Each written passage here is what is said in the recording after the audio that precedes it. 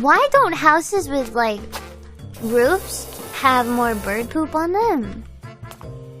You think about the amount of birds in the sky and then the amount of poo-poo they leave behind. You would think that roofs of houses would be an entirely other color at this point.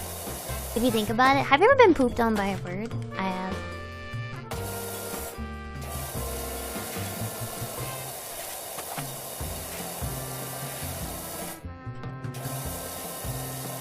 One time it happened and my mouth was open.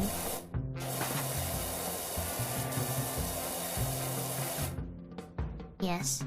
Well, everybody that's been pooped on, they say it's good luck, so pat yourself on the back. It's very good luck, I guess.